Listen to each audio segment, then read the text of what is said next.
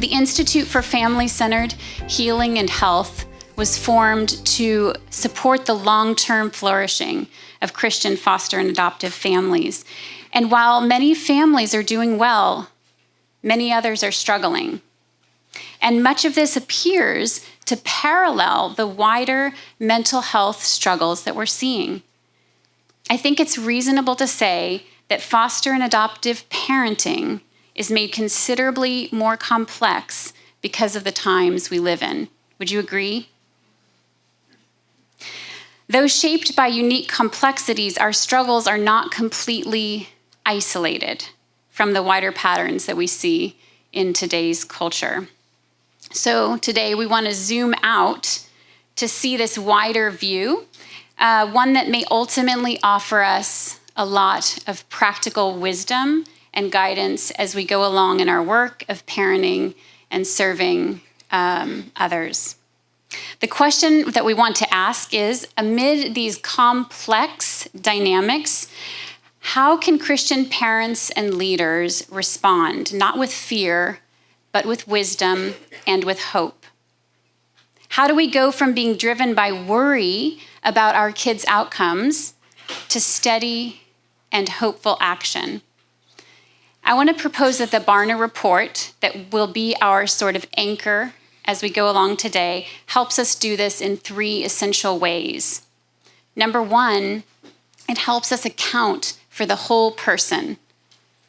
Number 2, it helps us explore what contributes to flourishing, and especially the things of the Christian life and faith that support flourishing.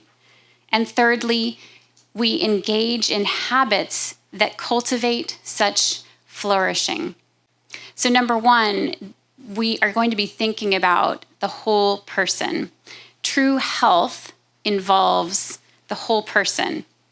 And so does ill health. It also involves the whole person.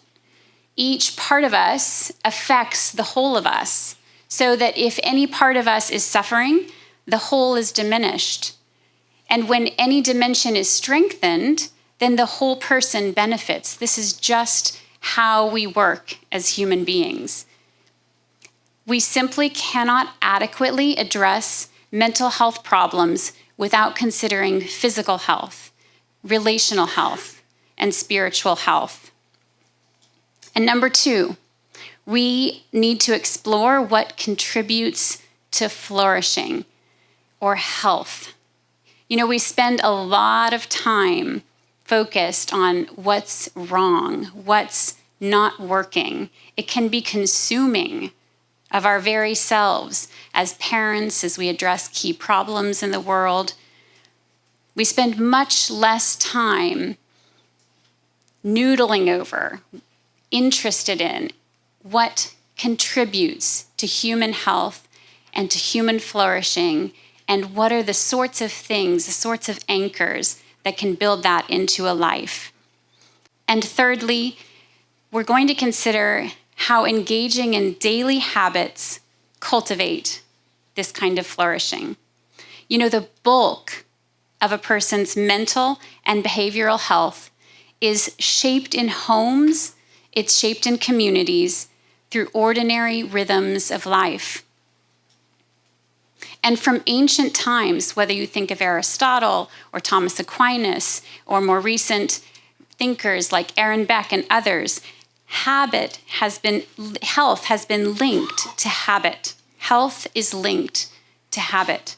That's because healing and flourishing depend on repeated actions, thoughts, and behaviors devoted to what is truly good for us, lived out in daily life. It's action-oriented.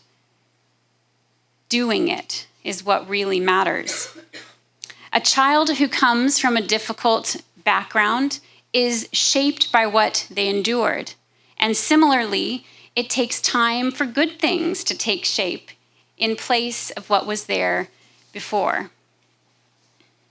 But we can be confident of this because God's ways are simply not shifty. They produce the same benefits for us across time and for all people, that when we practice our faith day to day, and each small actions are matters of faith, I tell you, they become embedded in us, bit by bit. They become very real substance inside of ourselves, very often first in us as parents, and then extending over time into our children.